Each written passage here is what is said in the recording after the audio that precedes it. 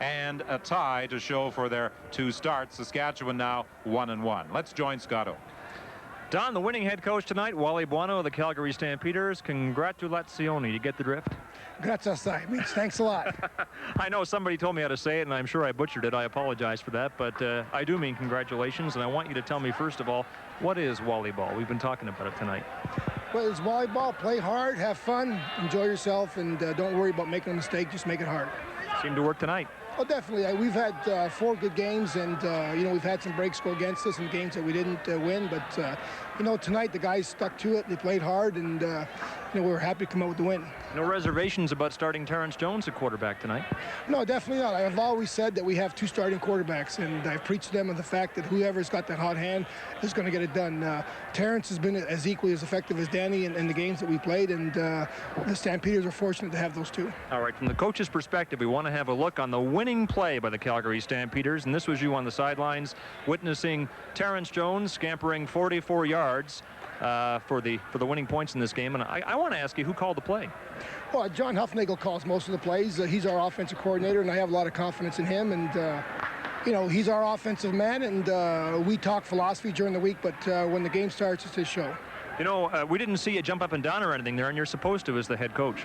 No, not really. The thing is, I'm trying to teach the players to be professionals, and part of being a professional is getting out there and getting your job done. And I think maybe in the past, the Stampeders haven't had that kind of attitude, and I think tonight we had a good crowd, we had a big game, and they came out and they won. So I think it's a credit to the team, to the players, and to the coaches. Back to Terrence Jones for a second. I understand you would have started him even if Danny Barrett had been declared healthy enough to play tonight.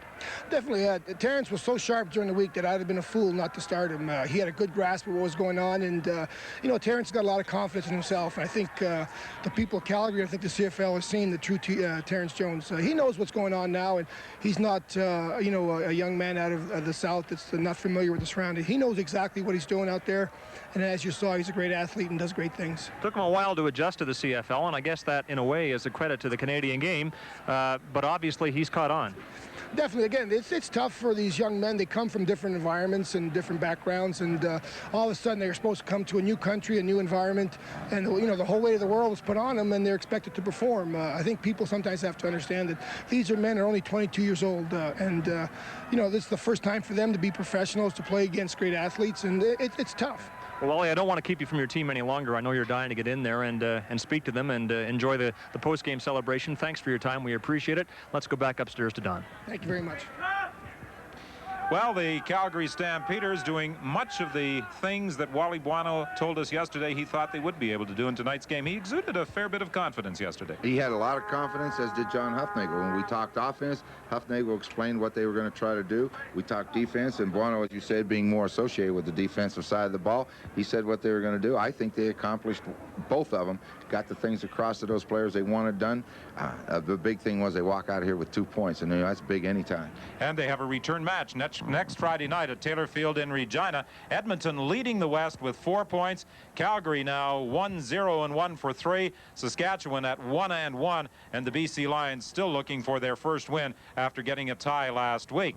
Winnipeg and Hamilton share the Eastern Division lead. Each team has 1 win. Tomorrow night, the Winnipeg Blue Bombers are at home to the Toronto Argonauts. The Ottawa Rough Riders have lost both of their starts. But as I said earlier, I think on any given night this year in the Canadian Football League, any team is capable of beating any other team. Well, I think all the teams like that. I think it's great when you have competition at the level where anyone can win. I think right now the Eskimos are still the class of the league, but instead of the gap has been narrowed, and I think not narrowed by just 1 team, but by 7 teams, and that makes it a great game for the fans. Well, they always talk about attempting to achieve parity. Perhaps this year in the Canadian Football League, we truly have it. Well, we've heard of quite a few of the players. We haven't talked to the Eskimos yet, but they said they don't think anybody will go 16-2 this year. So if they don't, that means teams have caught up to Edmonton, and I'll tell you what, catching up with the Edmonton Eskimos is a hard thing to do. Well, the Edmonton Eskimos were the class of the league last year with a 16-2 record, and they're off to a great start this year with 2 wins in their first 2 games, and we'll see them next week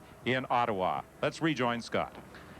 Well, Don, we also saw tonight there are no easy games for the Saskatchewan Roughriders. That's just the way it is when you're Grey Cup champions, and graphic proof of it tonight as the Calgary Stampeders knock off Saskatchewan 30-25. Season's only 2 weeks old, but the Edmonton Eskimos are hot, as are the Calgary Stampeders, who, by the way, are undefeated as a result of this win.